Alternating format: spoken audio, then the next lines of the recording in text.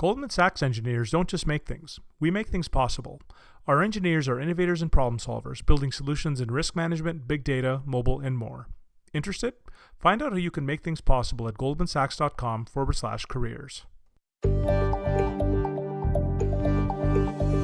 Hello and welcome to the InfoQ podcast. I'm Wes Reisz, the host of the podcast and chair of the 3 English-speaking QCons in San Francisco, London, and New York. Think about this user story. It's implementing a textual search for images. As an authenticated user, I want to type the characteristics of an image, things like buildings, beach, and roads. I want returned so that I can use them for my business. How would you implement it? Can you? On today's podcast, I'm talking to Emmanuel Ameisen. Emmanuel is the head of AI for Insight Data Science. Insight is one of these companies I hear mentioned more and more when major software shops that are using AI and ML are talking about where their data scientists, where the ML engineers are coming from. This week, Emmanuel will be discussing the use case I described above. He'll be hitting on things like convolutional neural networks and word embeddings for both classified images and corpus of text. He talks about places where you can leverage some of the work done by places like Google, and then he'll discuss where the gaps are and where you have to train your own models to connect different pieces. Finally, we'll wrap up with discussing the implications of getting something like this into production. What does it really take? And then he'll talk about simplifications, things that you can do to help you be successful when you do. He'll talk about things like preventing bias and what you can do about it. If you're an SWE and you want to spend 35 minutes understanding how you can implement a user story like what I described above, this is your podcast. Thanks for joining, and I hope you enjoy it. Emmanuel, welcome to the InfoQ podcast. Thank you. Thank you for having me. So I mentioned a little bit about Insight in the kind of introduction that I just did, but you're actually a graduate of the program, right? Yeah, I went through the program in January 2017.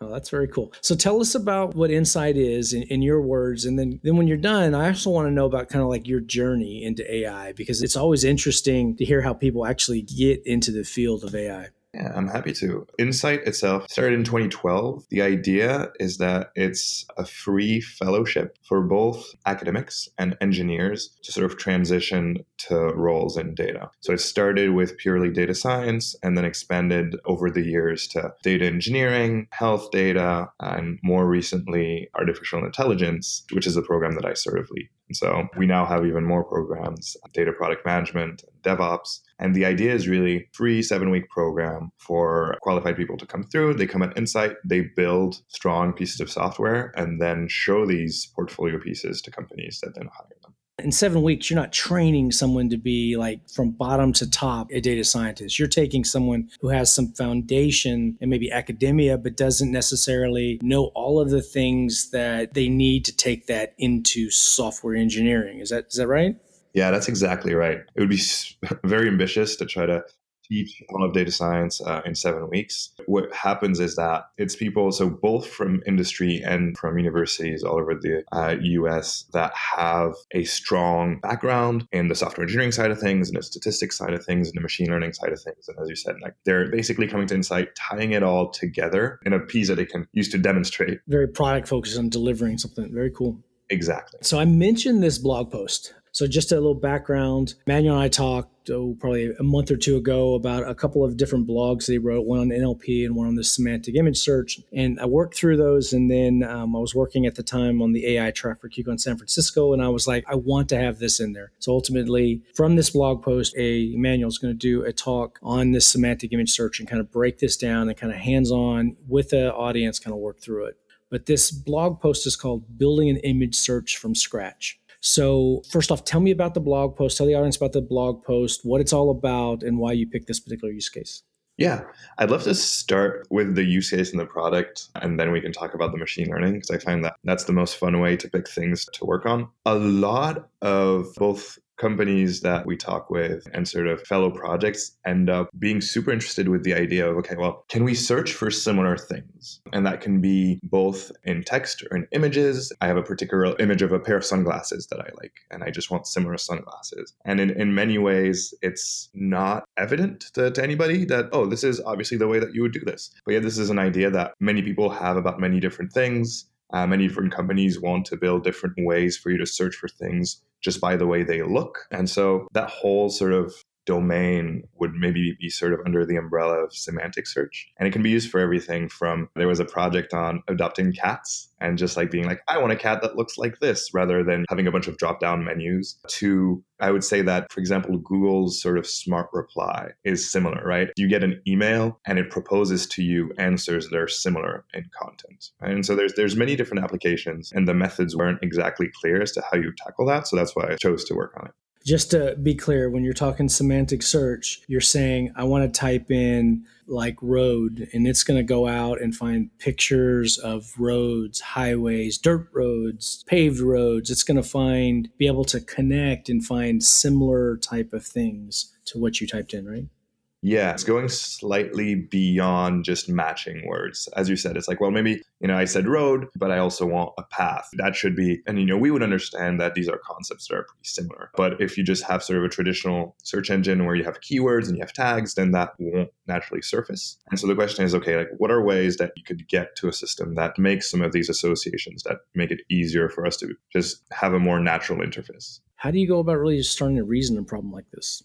Yeah. If you think about this is a relatively new area. And so what's interesting is that there's a lot of sort of traditional ways that you could go about it. And it's the same as you'll hear the same thing being said about sort of the revolution of computer vision in general, being that you could say like, oh, okay, well, I want to index roads or faces. And so I'm going to build a bunch of rules saying that, well, if in an image there's like two lines and they're parallel or they're perpendicular and this and that, then that's sort of a road. And then spend a lot of time building these rules. But it turns out that these tend to be very brittle, and they don't really work well in practice. And so what's ended up both being an inspiration and being sort of the method that ends up working for that is basically stealing a lot of things from deep learning and how deep learning has been used for classification. Because one of the things that you'll often hear about deep learning is that it learns representations and it learns those. So instead of you having to come up with a bunch of rules that, represent what a road is in an image or what a face is in an image, it will sort of extract those from the data that you feed it. And so that makes the problem much more simple, because then you just need to find the adequate data, provided that you have the right model. Actually, I want to hit on something that you just said, and we'll talk a bit about it for 1 second. And that's the distinction between using a rules engine versus using like deep learning with a convolutional neural network. There are times when either one might be better use cases, right? What are some of the characteristics that you want to take a neural network approach versus just a simple rules engine? Are there better cases for one or the other? Yeah, that's a super good question. I think that the way that I usually think about it and the advice I usually give to people that ask me about this is that if you can sort of write a set of steps that sort of encompass the thing you're trying to do, then you might not need machine learning. If it's very clear that, you're looking for images that have a blue square in the middle, well, you'd be crazy to use a convolutional neural network. You just write a rule and you're like, well, if there's a blue square in the middle, then we're good. But there's more complicated things, right? Even things that are super simple to us, which are, what is a chair? Write an algorithm that tells you whether a thing in an image is a chair or a cat. Like, can you find a set of rules that will perfectly sort of define, like, well, if it has 2 ears and this amount of fur and this, it's a cat. But then you can keep coming up with a bunch of examples of like, oh, well, here's a thing that satisfies all of your rules, but is actually like a dog or something else. And so generally the heuristic I use is, if you can find a simple set of rules that encompass it, go for it. And in fact, I recommend starting with that. An example of that is we're trying to do an object to detect trees in images. And it turns out that a very good rule that will get you started is counting the number of green pixels, because there's not that many green pixels. This was in cities. In most cities, most of the green things are trees. So if you just count the green pixels and sort of like identify green blobs with rules, you're doing a pretty good job. And so it's always a trade-off. But if you can explain it with a detailed list, that's when you would maybe use not machine learning. Okay, so you decide you want to use a neural network. There are things like a recurrent neural network. There's things like a convolutional neural network. How do you choose from an RNN or a CNN or something like deep learning? How do you make those decisions? What are the characteristics that you look for? A lot of it is sort of having seen a bunch of these problems and seeing what works for each. But the reason why for images you would generally want to use convolutional neural networks is that they're sort of built, first of all, for images with the idea that the main property that they have is that they're composed of a bunch of filters. And these filters are, what's called invariant to translation, meaning that if they learn to detect well, let's keep the example of a tree on the top left of the image, then they'll be able to detect trees at like the bottom right of your image, right? That's a super useful property for images in general, because you wouldn't want to have in your data set images of all objects in all potential positions everywhere. On top of that, they have this sort of layered structure that means that they have the ability to basically keep going higher in terms of abstraction level to eventually get to classifying an image overall. Other models are much more suited to other tasks. So recurrent neural networks that you named are very much suited for anything where you have to take multiple steps of information.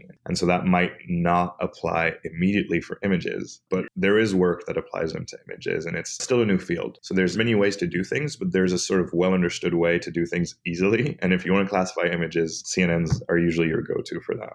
All right, so we've taken these images and we've passed it through a convolutional neural network, and we're able to get what kind of characteristics of this. So, okay, that doesn't get us to being able to find related images. So that just gets classification of what's in that image. How do we go from that classification step now towards kind of the next level, next layer that we're going to be working on? Yeah, you're right. What's interesting when you do classification is, so maybe taking a step back, most of those models, those CNNs that you use to classify images, you'll do what's called transfer learning, which is you'll take a model that has been trained on a huge data set of images, usually Imagenet, which has 1,000 classes, and then start from there to do your work. And the reason I mention it is that in this data set, you have 1,000 classes, right? And so you have like 4 different classes of cats, like a class for dog, a class for plane, et cetera, et cetera. But the interesting thing is that the way that these classes are represented is just like an array of 1,000 numbers. And the way the model learns is that it just tries to get the number at the right index. But what that means is that if your model guesses tabby cat instead of Persian cat, it will receive basically a penalty. The error will be just as bad as if it had guessed like table for human. But for us, it's like if I asked you to tell me what was in an image and you got the wrong breed of cat, I'd say like, oh, well, that's okay. If I showed you a cat and you told me that that was a chair, I'd be a little more worried. And so I think the idea here is that if you just take the model that does classification, it's never been sort of told these differences. What ends up happening, though, is that in order to do that classification efficiently, at some point, the model has to sort of compress the information of the image. And so in that layer that's right before the one where it finally tells you like, hey, this is a cat, this is a dog, et cetera, there's a dense layer. And that dense layer has almost all of the information that the model will use to make that final decision. And so it actually turns out, and this is sort of a thing that I think many people stumbled upon, it was not necessarily by design, but it turns out that if you take this array and just sort of use that as the representation of your image, and if you're like, okay, well, I have this array, I'm just going to find images that have arrays that are close to this one in terms of distance, you'll find similar images. At least it will get you started. So a lot of similarity searches are built using that approach of just taking the penultimate, the second to last layer of a convolutional neural network. Let me ask a question. So when you say condense it down, what does that mean? Are you like just taking the data that actually is represented in that whole long kind of vector? Explain that a little bit more.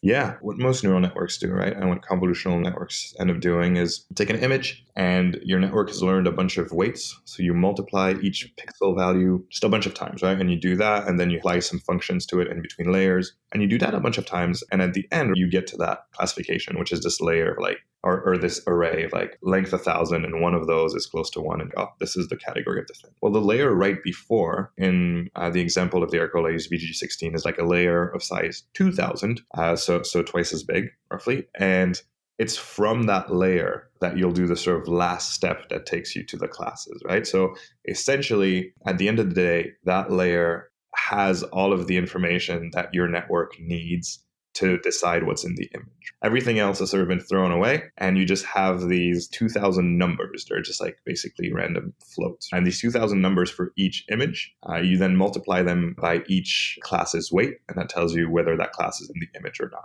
That's the kind of like the first approach that people tend to take when they're trying to do an image similarity search. Yeah, it's an approach that will take you surprisingly far.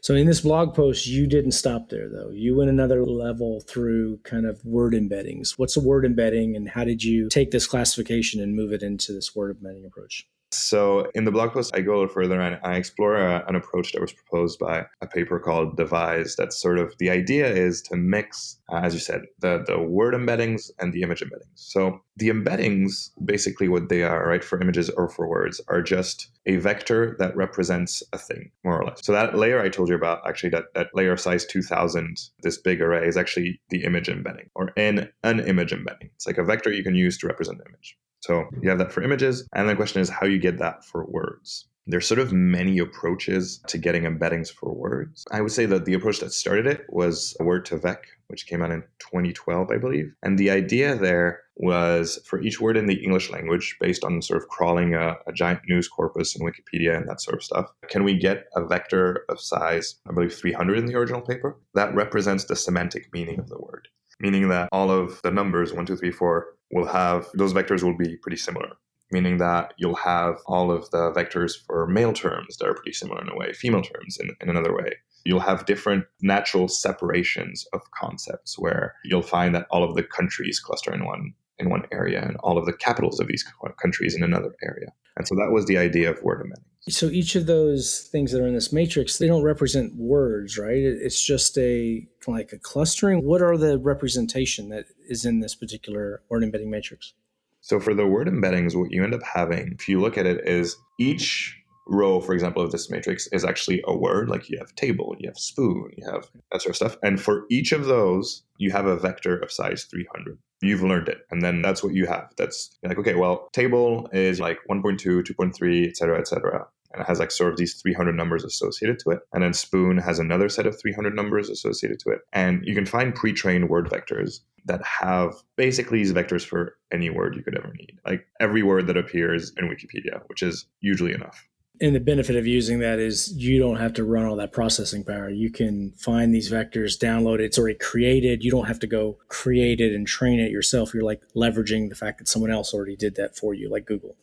Yeah, it makes it much faster because, you just download this big binary and you extract it. Then you basically have the equivalent of an interface to like a database where you just say like, hey, I want the vectors for these 5 words, and you get them instantly. And the value of those is that if you even think about it, to talk to the NLP classification article you were talking about, a lot of the time you'd like to know that 2 words are similar, meaning that if I've taught my system, like I like sports is a sentence that's about sports. Maybe I'd like it to know that I like running is a sentence about sports as well, or I like playing soccer. But by default, these are different words. So there's no reasons that your algorithm would pick up on that. But with word vectors, these words will have similar vectors. And so that will make it easy for a system to say like, oh, I've noticed that whenever you talk about sports, like column 203 and 207 are high, or that sort of stuff. And so you can easily pick up on semantic meaning again. So basically, you've taken now an image, passed it through a convolutional neural network to be able to get its classification. And then you have like another layer where you go through this kind of Word2Vec or to word embeddings to be able to say, all right, I categorize this as a cat, and these are things that are like a cat. So you can return images that match that, or return images to be able to identify, well, you get to that point. What's the next step? To summarize, back to your point, you have something that takes an image and it gives you a vector of size 2000. So you have this process and you're like, great, I can feed in images, get these vectors. And you have the same thing that does that for words, where you take in a word and you get a vector of size 300. That's kind of nice. And if you want to search for similar images, like give an image, get similar images, or give a word, get similar words, that works great. And you're already in a good spot. The issue is, how do you bring both together? Like that would be the next step, meaning that, well, I have this image, it gives me a vector of size 2000. I could compare it to vectors of size 300, but that doesn't really work. They're different sizes. And also there's no reason to believe that that would work just out of the box, that these vectors would be similar. So that's the next challenge. So what do you do? So what you do there, so this is from that paper, the Devise paper. What you do is you have to first, you need them to be the same dimension, but then you also need to somehow basically ground one in the other, meaning that you need to do something so that vectors of images of cats are close to the vectors of the word cat or feline or that sort of stuff, right? So you need to find some process by which you're gonna bring both of those together. And what ends up working really well is that, and this time you'll actually have to do some training on your own. So for every single step up until now, we could just lift pre-trained models off the internet and use them and be really happy. For that part, now that you want to build maybe a search engine where I type a word and it gives me images that are relevant to that word, or I give an image and it generates a bunch of tags, you're going to need to train your model. And what we do here is that we take the image, we take our convolutional neural network, and so in classification, what you predict at the end, your labels, is that sort of vector that we talked where it's like all zeros and a one in the category, right? So if I give you an image of a Persian cat, it's like all zeros and then it's one in the Persian cat category and zero in the tabby cat category, for example. Well, instead of that, we replace that with the word vector for the category.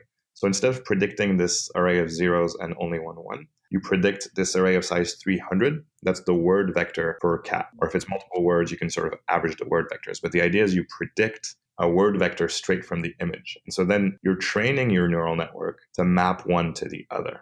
What I really like about what you just described is the fact that you're able to build on top of these models and then add kind of like your business logic, the logic that the rest of it was kind of like the undifferentiated heavy lifting of machine learning. And then you just added the piece that was kind of like your core business logic. So that's a very cool approach.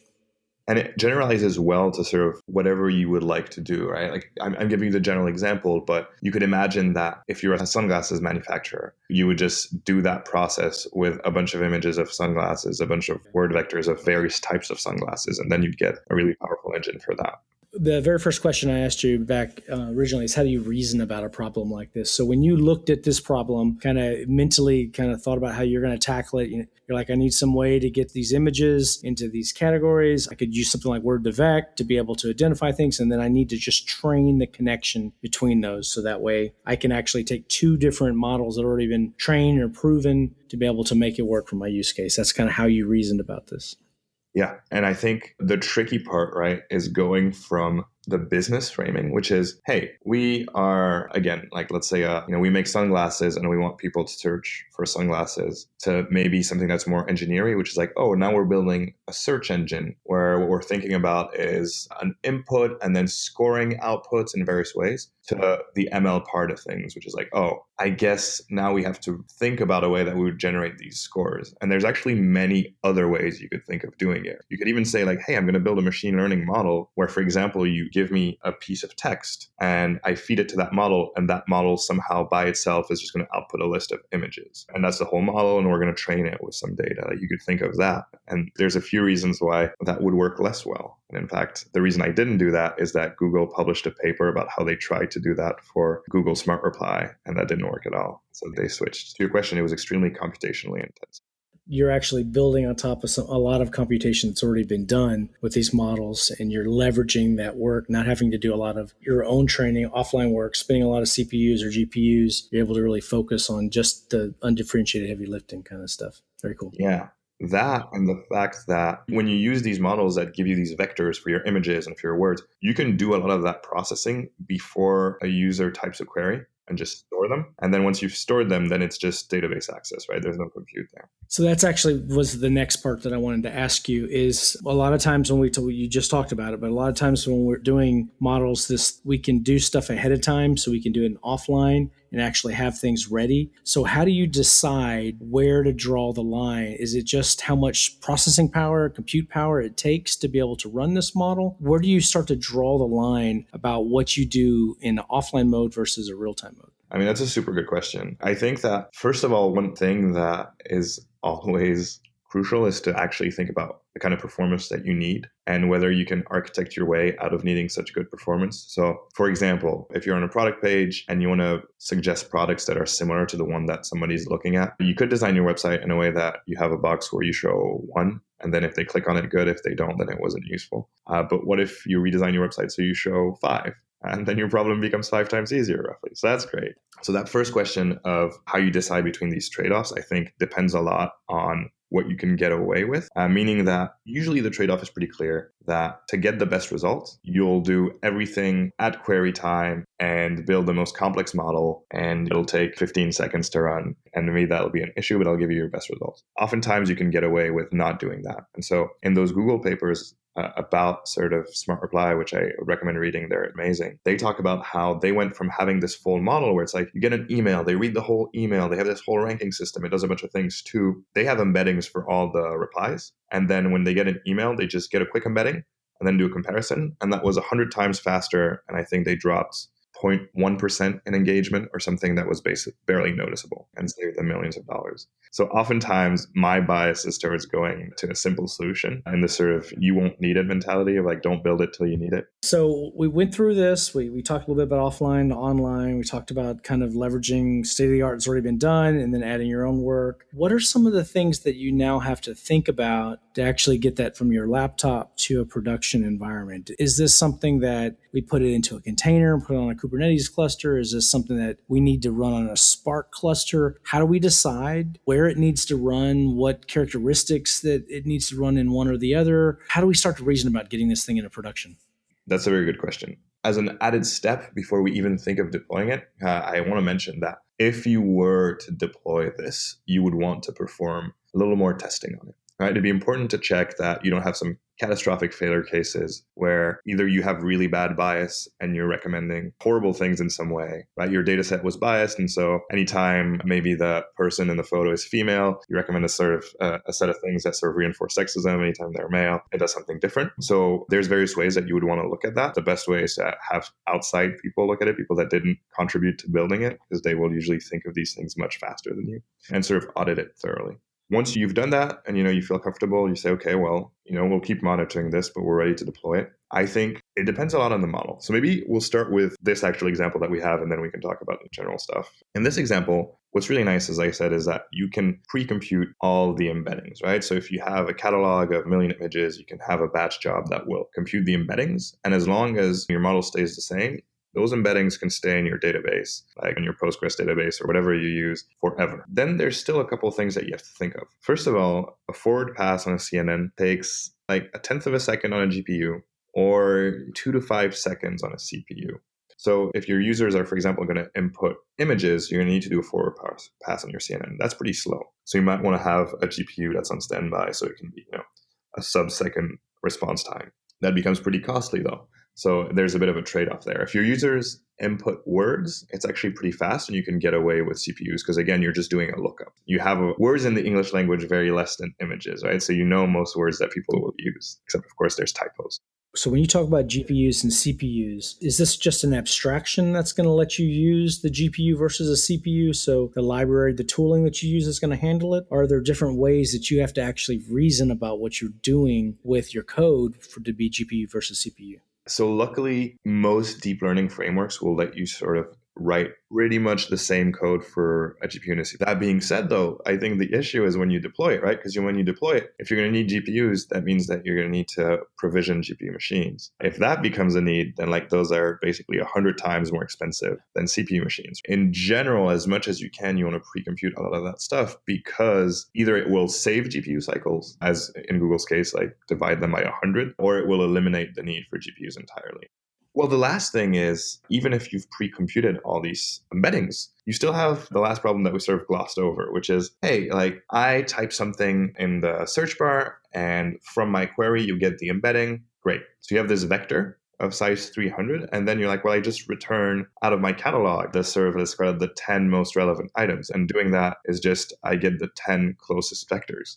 Well, if you have 10 million items, that's a pretty expensive operation. You're not going to do sort of pairwise comparisons with each of the 10 million items. And so then there's a lot of work that has been done. And there's a few teams that are linked to, I think, in the blog post. The Flickr team has a great explanation of how they do it. But a lot of work done on how do you very efficiently query for vectors that are close to other vectors. There's approximate methods, which are fast, but won't always give you all of the items that are the closest. And then there's exact methods that sort of involve basically different indices. They're like spatial indices that allow you to just go really fast. I'd say that that's the main or one of the main concerns that people often look over. Okay, so you talked a bit about how you reason and kind of rationalize about a problem like this. And you kind of talked about different characteristics or so that you might use from neural networks to be able to solve a problem. There's two other areas that I want to talk about. When you're actually thinking about how you're going to build this deep learning approach, how do you pick the tool, for example? There's tools out there like Keras, there's TensorFlow, Keras is built on top of it, but there's also PySpark that's out there. What do you use to kind of think about the framework and how do you make those decisions? That is a great question. I think it's very likely that whatever my answer may be, it'll be outdated in 3 months, given how fast things move. But I think what's interesting is that there's starting to be something that seems relatively clear to me, that you can usually, for most projects, when you're not doing research, but you're doing engineering, start with Keras, because it abstracts away a lot of things that you don't need to think about, at least when you're in your first pass on a project. And so what I found is that maybe similar to whether you do Java or you do C, or maybe Python or C is a better comparison. I'm able to go much faster if I just use all the Keras abstractions and then get everything running and then dive deeper. And this is advice that I've given to fellows and to companies as well, which is that the fastest speed you can get in an ML project is getting to a full pipeline as soon as possible by cutting all the corners and sort of using very high level abstractions. And then once you have your full pipeline locally, at least, then looking at it and seeing like, okay, well, now that I've used Keras for everything, you can see that, oh, this might require me to actually dive into TensorFlow or dive into PyTorch to do something that Keras doesn't quite handle properly. So it goes back to do the simplest thing that works, all the way back to the pragmatic programmer from Dave Thomas and Andy Hunt. Yeah. Exactly. Yeah. We've talked kind of like conceptually how to reason about everything. We've talked about some things to think about as far as tooling. But one thing we didn't talk about is how do you debug things? Yeah, that's a super good question, especially in an ecosystem that's this early. I think that what I found to keep my sanity and the sanity of other people is you start by taking an existing code base. So for example, if you're going to use a neural network that was originally used on classification, you clone that repository and you make it work locally without changing anything. Too often I see people sort of take a code base, assume that it would work, and then start changing it, and then nothing works. And it turns out that the initial code base was never functional in the first place. So what I've found that really speeds up my iteration speed is to take something that exists, make it run, and then once you make it run, then you can start moving one piece at a time and regularly checking your assumption. Another thing that is a simple trick, there's many tricks, but this one is so crucial that I think everybody should do this, is that when you do deep learning or when you do anything with sort of these models where a forward pass, as we were saying, like passing one image through can take, if you're doing stuff on your CPU, 5 seconds, you don't have time to try everything on your whole data set. I think that's crazy. So while you code, while you iterate, while you're changing the architecture to glue pieces together and make it work, what I always do is I literally restrict my data set to one image, one word. That way I can actually test that everything is wired properly and I can catch all the easy bugs in just as fast as possible.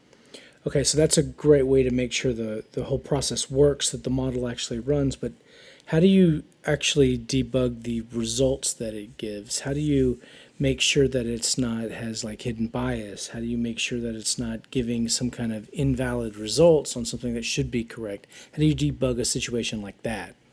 Yeah, that's a good question, right? Because the first part is you're debugging the software. And once you've debugged the software, your neural network works, your model works in the sense that it trains. And once it trains, it does things. Great. As you said, that's only half of the problem, because now the first step I would say is seeing whether the things that it does are useful compared to what you initially wanted. Maybe your loss function is decreasing. Maybe you're getting to an error that's very low. But once you actually try it in the context of what you're trying to do, meaning that let's put an image of sunglasses and see if I get some more sunglasses, it doesn't work. So that's one issue. And the other issue is the one of fairness that you brought up and the one of bias. The super hard thing here, right, is that you don't really have test coverage in that context. You can't easily say like, oh, well, I'm going to think about all of the categories of people and all of the negative things that my model could do and then test that that doesn't happen. You can't do that because often it'll be almost impossible to think of every potential bad thing that could happen. Even if it was, it will usually require manual inspection to look and to see if it's actually doing the thing that you had hoped it was doing.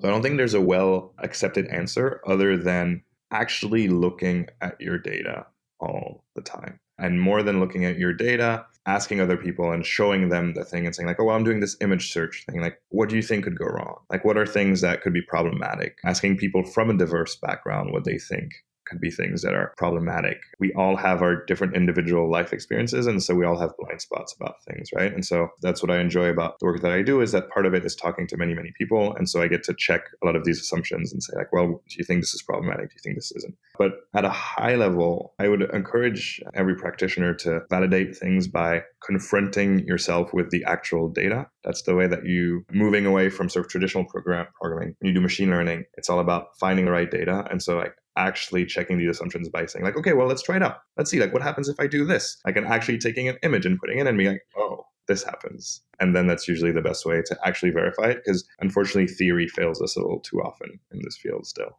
I love that response. And I particularly love the asking people of different diverse backgrounds, because we all have blind spots. And this is one really specific example of having a diverse team, diverse culture can save you from making just bad mistakes because of blind spots in people. So I really love that particular response. Exactly. Yeah.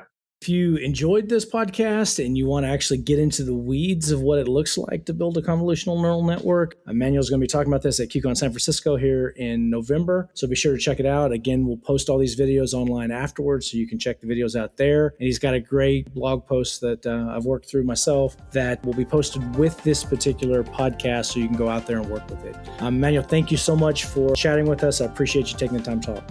It was my pleasure, Wes. Thanks for having me.